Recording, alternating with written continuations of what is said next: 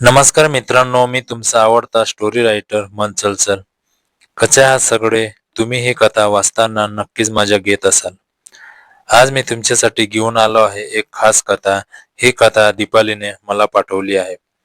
दीपाली आणि तिच्या मामा यांच्यात घडलेली ही एक अनोखी घटना. चला तर मग दीपालीची कथा वाचूयात. हॅलो मित्रांनो, मी दीपाली. माझं वय 26 वर्षे आहे. मी शिक्षण पूर्ण केलंय आणि सध्या घरीच आहे. आयुष्यात प्रत्येकाच्या काही ना काही गोष्टी घडत असतात. मी जेव्हा तरुण्यात पदार्पण केलं तेव्हा माझ्या मनात नाना प्रकारचे विचार येऊ लागले. निसर्गाने दिलेल्या या भावना नैसर्गिकच आहेत. प्रत्येक मुलगी आणि स्त्री या भावनामधून जाते. पण समाजाची भीती, घरच्यांची काळजी यामुळे आपण आपल्या भावना व्यक्त करू शकत नाही. मला देखील असं वाटायचंय की या भावना कशा व्यक्त कराव्यात. पण योग्य वेळ आणि योग्य व्यक्तीची वाट पाहणे हेच योग्य आहे, असं मला वाटत असे. मी स्वतःला विविध माध्यमांनी समाधान देत होती.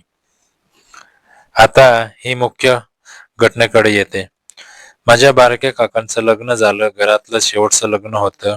आनंदाचं वातावरण होतं. लग्नानंतर सोडावा आणि जागरण गोंधळ एकाच दिवशी ठेवण्यात आला.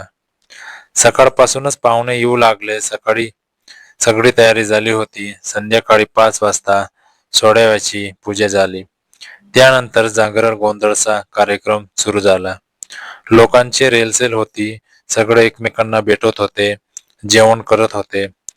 कार्यक्रमात उत्साहात सुरू होता. नाच गाणं, पूजा अर्चा सगळं चालू होतं. रात्री 11:30 वाजले होते. काही पाहुणे निघून गेले. वृद्ध लोक आणि लहान मुलं झोपायला गेली. आता 5-6 लोकच उरले होते. मी काही मैत्रिणींबरोबर बसून कार्यक्रम पाहत होते. गार वारा वाहत होता. माझी नजर इकडे तिकडे जात होती. तेवढ्यात माझं लक्ष माझ्या मामांकडे गेलं. मामा कोणाला तरी इशारे करत होता. मी जरा खुर्ची सरकून पाहिलं तर माझे मामा माझ्या काकूला इशारे करत होते. दोघांचे परस्पर सूचक संकेत चालू होते. मला आश्चर्य वाटलं, कारण मामा फारसा ये-जा करत नसे. मला उत्सुकता होती की हे इशारे कशासाठी आहेत. कोणाला कळू न देता दोघांचा हा खेळ सुरू होता. रात्री 12 वाजून गेली होती. कार्यक्रम रंगात आला होता. काकूने मामाला इशारा केला. मामाने मान हलवली. काकू उठली आणि मंडपाच्या मागून जाऊ लागली. 2 मिनिटांनी मामा देखील उठला आणि तिच्या मागे गेला. मला ते दोघे कुठे जात आहेत हे उत्सुकतेने पाहायचं होतं. मीही मागोमाग गेले. ते दोघे खालच्या बाजूला असलेल्या उसात गेले. बराच अंधार होता, पण मंडपाच्या हॅलोजन लाईटमुळे थोडंफार दिसत होतं. मी हळूहळू त्यांना न दिसता अशा जागी उभी राहिली. त्यांचं बोलणं चालू होतं, पण कार्यक्रमाचा गोंगाटाने ऐकू येत नव्हता. मी अशी जागा शोधली जिथून मला ते दिसतील, पण मी त्यांना दिसणार नाही. थोड्या वेळाने ते उसातून बाहेर आले. मी लपून राहिली. मामा आणि काकूने एकमेकांना भेटून निरोप दिला. माझ्या मनात अनेक विचार आले. मी मामाला थांबवण्याचा निर्णय घेतला. मामा बाहेर पडत असताना मी त्यांच्या समोर आले. तो थोडा घाबरला. मामा म्हणाला, "अरे दीपा, तू इथं? मला घाबरवलंस." मी म्हणाले, "मामा, मी लघवीला आले होते, पण काहीतरी पाहिलं." मामा घाबरले. "काय पाहिलंस?" मी म्हणाले, "मामा, मी तुम्हाला आणि काकूला पाहिलं. हे मी घरात सांगणार." मामाने मला विनंती केली, "दीपा, असं करू नकोस. त्यांचा संसार मोडेल. मी तुला काय हवं ते देईन." मी म्हणाले, "मला मोबाईल नको. मला दुसरं काहीतरी हवंय." मामाने विचारलं, "काय हवं तुला?" मी म्हणाले, "मला रोमॅन्स करायचा आहे. मी मोठी झाले आहे. मला हा अनुभव घ्यायचा आहे." मामा थोडा विचारात पडला. त्याने उद्या दुपारी भेटायचं ठरवलं. मी तयार झाले. रात्री मी झोपायला गेले. मनात अनेक विचार होते. आयुष्यातला पहिला अनुभव होता. थोडी भीती आणि थोडी उत्सुकता होती. सकाळी उठून सगळं आवरलं. 6 नाश्ता झाला. पाहुणे निघून गेले. माझं मन काहीसं अस्वस्थ होतं. मामा उठून बाहेर आला तेव्हा त्याने मला स्माईल केली. मी त्याला नाश्ता दिला. त्याने आजूबाजूला पाहिलं. माझ्या मनात ठिकाणाबद्दल विचार सुरू होता. उसात नको दुसरे कुठे. मग मला आमच्या बाजूच्या रानात अर्धवट बांधकाम आठवलं. तिथे कोणी येत नसे. मामाने सांगितलं की तो मेडिकलला जाऊन येतो. मी होकार दिला. दुपारी 12 वाजले होते. मी कपडे धुवून आली होती. स्वयंपाक झाला होता. सगळे जेवायला गेले. 1:30 वाजच्या सुमारास मामा आला. मामा आधी गेला. मी निघाली. त्या बांधकामात पोहोचले. मामाने झाडांच्या फांद्यांनी जागा स्वच्छ केली होती. मी पोहोचताच मामाने मला जवळ ओरलं. त्याने मिठी मारली. प्रेमळ स्पर्शाचा अनुभव मला नवीन होता. मामा आणि मी एकमेकांच्या जवळ आलो. मामाने हळूहळू सगळं शिकवलं. त्याने आधी बोलून समजावलं. त्याने सांगितलं की हा अनुभव नैसर्गिक आहे आणि कोणतीही भीती बाळगू नये. त्याने काळजीपूर्वक सगळं केलं. त्याने सुरक्षितेची सर्व खबरदारी घेतली. त्याने मला समजावलं की हा अनुभव आनंददायी व्हावा यासाठी घाई नको. मला हळूहळू सगळं समजू लागलं. मामा अत्यंत सहनशील होता. त्याने माझ्याशी संवाद साधला. माझ्या भावना समजून घेतल्या. मी त्यांच्यावर विश्वास ठेवला. हा अनुभव माझ्यासाठी खूप सुखद होता. मला अनेक नवीन गोष्टी शिकायला मिळाल्या. मामाने मला सांगितलं की आपल्या भावना समजून घेणं आणि त्यांना योग्य दिशा देणं महत्वाचं आहे. आपण आपल्या शरीराबद्दल, मनाबद्दल जागरूक असले पाहिजे. स्वतःच्या इच्छा आणि भावना ओळखणं आवश्यक आहे. मामाने मला सर्व गोष्टी समजावून सांगितल्या. त्यानंतर आम्ही कपडे लावले आणि घरी परतलो. मामा निघून गेले. मी आता अधिक परिपक्व झाले होते. या अनुभवातून मला बरंच काही शिकायला मिळालं. आयुष्यात योग्य प्रत्येक गोष्टी योग्य वेळी, योग्य व्यक्तीबरोबर आणि सुरक्षितपणे करणं गरजेचं आहे. सुरक्षितपणे करणं गरजेचं आहे. आपल्या भावना नाकारण्यापेक्षा त्यांना योग्य दिशा देणं चांगलं. मामाने मला आयुष्यातील या पैलूबद्दल खूप काही शिकवलं. त्यांच्याबद्दल मी कृतज्ञ आहे. काही दिवसांनी मामा परत आला. तेव्हा आम्ही पुन्हा भेटलो. आता मला सगळं समजत होतं. मी अधिक आत्मविश्वासू झाले होते. प्रत्येक मुलगी आणि स्त्रीला आपल्या भावना समजून घ्यायला हव्यात. त्यांना दडपण्यापेक्षा त्यांना योग्य वळण देणं गरजेचं आहे. आपण कोणत्याही गोष्टीची लाज बाळगू नये. सुरक्षितता, विश्वास आणि परस्पर संमती हे अत्यंत महत्वाचं आहेत. माझा हा अनुभव मला आयुष्यभर आठवेल. मला वाटतं की प्रत्येकाने आपल्या भावनांबद्दल मोकळेपणाने बोलले पाहिजे. समाजाने देखील हे समजून घेतले पाहिजे की स्त्रियांच्या भावना नैसर्गिक आहेत. त्यांना दडपणे किंवा त्यांचा न्याय करणे योग्य नाही. शिक्षण, जागरूकता आणि खुले संवाद यामुळे अनेक गैरसमज दूर होतात. माझ्या या अनुभवाने मी अधिक परिपक्व झाले. मी आता माझ्या भावनांबद्दल अधिक खुलेपणाने बोलू शकते. मला आशा आहे की ही कथा इतर मुलींनाही आपल्या भावना समजून घेण्यास मदत करेल. या घटनेला आता 1 महिना उलटून गेला होता. मामा त्यांच्या गावी परत गेले होते, पण दररोज फोनवर गप्पा होत होत्या. मामा मला नेहमी विचारायचे, दीपा कशी आहेस? आठवतंय मला. मला देखील मामांची खूप आठवण यायची.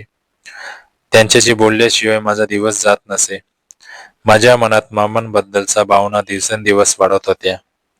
पहिल्या भेटीत जी शारीरिक जवळीक होती ती आता मानसिक आणि भावनिक जवळीक बनत चालली होती. एक दिवस मामाने फोनवर सांगितलं, दीपा मला तुला भेटायचं आहे. मी पुढच्या आठवड्यात येतोय. माझं हृदय आनंदाने भरून आलं. मी उत्सुकतेने त्या दिवसाची वाट पाहू लागली. आठवडा कसा लोटला कळलंच नाही. मामा आले. त्यांना पाहताच माझा चेहरा खुलला. घरात सगळे होते, पण आम्ही डोळ्यांनीच एकमेकांशी बोललो. संध्याकाळी मामा मला म्हणाले, दीपा बागेत चालायला जाऊया. मी होकार दिला. आम्ही बागेत गेलो. तिथे शांतता होती. फुलांचा सुगंध होता. झाडावर पाखरं किलबिल करत होती. मामाने हळूच माझा हात धरला. दीपा मला तुला काहीतरी सांगायचं आहे. ते म्हणाले. मी उत्सुकतेने त्यांच्याकडे पाहिलं. मामा पुढे म्हणाले, गेल्या महिन्यात तुझ्याशी घालवलेला वेळ माझ्यासाठी खूप खास होता. पण आता त्यानंतर मला जाणवलं की माझ्या मनात तुझ्याबद्दल आदर आणि प्रेम वाढलं आहे. मी फक्त शारीरिक संबंधापेक्षा पुढे विचार करू लागलो आहे. मला गही वरून आलं. मामा पुढे म्हणाले, मला माहित आहे समाज काय म्हणेल, पण मला तुझ्याशी खरं प्रेम आहे. तू माझ्याशी लग्न करशील का? मी स्तब्ध झाले. मला या प्रस्तावाची अपेक्षा नव्हती, पण माझ्या मनातल्या भावना उफाळून आल्या. मी डोक्यात अश्रू आणत म्हणाले, हो मामा, मी तुमच्याशी लग्न करायला तयार आहे. आता सगळ्यात मोठं आव्हान होतं कुटुंबाला सांगण्याचं. मामा आणि मी या विषयावर बराच वेळ बोललो. दोघांनी ठरवलं की खरं सांगायचं. एक दिवस संध्याकाळी मामा, मी, माझे आई वडील आणि काका काकू हे सगळे जमलो. मामांनी सगळ्यांसमोर माझा हात धरला आणि सांगितलं, मला दीपालीशी लग्न करायचं आहे. सगळे स्तब्ध झाले. काही क्षण शांतता पसरली. माझ्या वडिलांनाही विचारलं, हे काय बोलतोस तू? तिचा मामा आहेस. मामा म्हणाले, मला माहित आहे, पण आम्ही एकमेकांना समजतो, आदर करतो आणि प्रेम करतो. वयाचा फरक महत्वाचा नाही, महत्वाचा आहे मनाचं साम्य. माझ्या आईने मला विचारलं, दीपा, तुझी इच्छा काय? मी धीराने म्हणाले, आई, मी मामांवर प्रेम करते. त्यांनी मला नेहमी आदराने वागवलं. मला त्यांच्याबरोबर आयुष्य घालवायचं आहे. काकूंनी म्हणाल्या, जर दोघांची इच्छा असेल तर आपण काय आड यायचं? काही वेळ चर्चा झाली. शेवटी माझ्या वडिलांनी होकार दिला. जर तुम्ही दोघे खरखरच एकमेकांवर प्रेम करत असाल तर आम्हाला हरकत नाही. कुटुंबाची परवानगी मिळाल्यावर आम्ही लग्नाची तयारी सुरू केली. सगळे खूप उत्साहात होते. माझ्या आईने माझ्यासाठी सुंदर लाल पटण्याची साडी निवडली. काकूंनी दागिन्याची व्यवस्था केली. मामा मला नेहमी विचारायचे, काय हवं तुला? कसा असावा तुझा मेहंदीचा कार्यक्रम? ते प्रत्येक छोट्या गोष्टीची काळजी घेत होते. मी स्वतः मेहंदीचा कार्यक्रम डिझाईन केला. मामांना खूप आवडेल असं गाणं निवडलं. सगळे मित्रमैत्रिणी आनंदात होते. लग्नाचा एक आठवडा आधी मामा मला घेऊन शॉपिंगला गेले. तिथं त्यांनी मला एक सुंदर गोल्डन चेन भेट दिली. ही तुझ्या नव्या सुरुवातीची खूण, ते म्हणाले. लग्नाच्या 2 दिवस आधी मेहंदीचा कार्यक्रम होता. घरात सगळीकडे रंगीबिरंगी सजावट होती. दिवे लागले होते. मैत्रीण माझ्यासाठी गाणी गात होत्या. मामा देखील कार्यक्रमाला आले. त्यांच्या हातावर देखील मेहंदी लावण्यात आली. मी त्यांच्याजवळ बसून म्हणाले, तुमच्या हातावर माझं नाव लिहिलं का? मामा हसले. अर्थात. मी त्यांच्या हातावर दीपाली असं लिहिलं. त्यांनी माझ्या हातावर आय लव्ह यू लिहिलं. तो क्षण अत्यंत रोमॅन्टिक होता. संध्याकाळी डीजेच्या तालावर सगळे नाचत होते. मामाने मला हातात घेतलं आणि आम्ही एकत्र नाचलो. त्यांच्या डोळ्यात प्रेम होतं, माझ्या डोळ्यात आनंद होता. लग्नाचा दिवस उजाडला. सकाळपासूनच घरात खळबळ उडाली होती. मेकअप आर्टिस्ट आले होते. मी सुंदर लाल साडी नेसली, दागिने लावले, कपाळावर मोठा लाल बिंदी. माझ्या आईने मला सुरुवात केली. ती म्हणाली, मुलगी, तुझं आयुष्य सुखाचं जावं. मला तिचा हात स्पर्श अश्रू आणून गेला. मामा वरात घेऊन आले. त्यांनी पांढरा शेरवानी घातला होता. ते खूप हँडसम दिसत होते. मंडपाच्या सजावटीत फुलांचा वास पसरला होता. लग्नाचे मंत्र म्हटले गेले. सप्तपदी झाली. मामाने माझ्या गळ्यात मंगळसूत्र बांधलं, माझ्या कपाळावर कुंकू लावलं. त्या क्षणी मला जाणवलं की आयुष्याचा एक नवा अध्याय सुरू होतोय. विदाईची वेळ आली. सगळ्यांच्या डोळ्यात पाणी होतं. माझ्या आईने मला घट्ट मिठी मारली. वडिलांनी आशीर्वाद दिला. मामा माझा हात धरून म्हणाले, आता माझी जबाबदारी आहे तुझी. मी तुला कधी दुःख देणार नाही.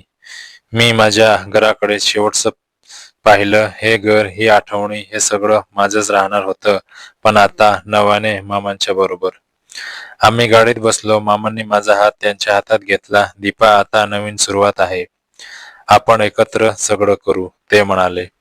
मामांच्या घरी पोचलो. मामांची आई म्हणजे माझी आजी उंबरठ्यावर उभ्या होत्या. त्यांनी मला आशीर्वाद दिला. मुलगी घरी आलीस तर घर सुखी झालं, त्या म्हणाल्या. रात्रीचा गोड क्षण उजाडला. मामा आणि मी एकांतात होतो. मामांनी हळूच मला जवळ घेतलं. तू आता पूर्णपणे माझी आहेस, ते म्हणाले. मी त्यांच्या छातीवर डोकं ठेवलं. मामा, या दिवसांची मी खूप वाट पाहिली. मामा म्हणाले, आता मला मामा म्हणू नकोस. आता मी तुझा नवरा आहे. मला नावाने हाक मार. मी लाजती झाली. थोड्या वेळाने मी म्हणाली, संजय. ते हसले. हो, आता संजय, आता तुझा संजय. त्यांनी मला कपाळावर हळूच स्पर्श दिलं. तो क्षण वेगळाच होता. शारीरिकतेपेक्षा भावनिकता जास्त गोड होती. सकाळी मी लवकर उठले. मामा अजून झोपले होते. मी त्यांच्या चेहऱ्याकडे पाहिलं. ते हसत होते. स्वप्नात मला वाटलं, हा माणूस आता माझं सगळं आहे. मी सगळ्यांसाठी चहा बनवला. संजय उठले तेव्हा त्यांनी विचारलं, किती लवकर उठलीस? मी म्हणालो, आता हेच माझं घर आहे, नाही का? ते म्हणाले, हो, आणि हे घर आता आणखी सुंदर झालंय तुझ्यामुळं. आम्ही एकत्र चहा प्यालो. त्यांच्या आईने सांगितले, दीपू, तू आमच्या घराचा आनंद वाढवलास.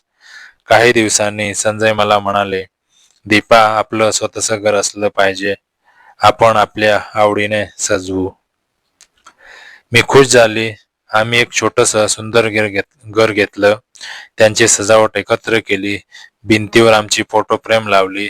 बागेत फुलं झाडं लावली. संजय मला नेहमी म्हणायचे, तुझ्यासाठी मी सगळं करेन, तू फक्त आनंदी राहा. मी स्वयंपाक वाचन बागकाम यात वेळ घालवत होते. संजय ऑफिसला जायचे. संध्याकाळी दोघं एकत्र बागेत बसायचो. गप्पा होत होत्या. प्रेमाच्या देवाणघेवाण होत होत्या. एक दिवस संजय लवकर घरी आले. त्यांच्या हातात एक छोटं बॉक्स होतं. दीपा, तुला आवडेल अशी भेट आणलंय, ते म्हणाले. मी उत्सुकतेने बॉक्स उघडला. आता एक सुंदर डायमंड रिंग होती. त्यावर दीपा कोरलेलं होतं. संजय म्हणाले, ही आपल्या प्रेमाची गोडी आहे. नेहमी घाल, मला आठवत राहा. माझ्या डोळ्यात अश्रू आले. तुम्ही मला खूप खराब करताय, मी हसत म्हणाले.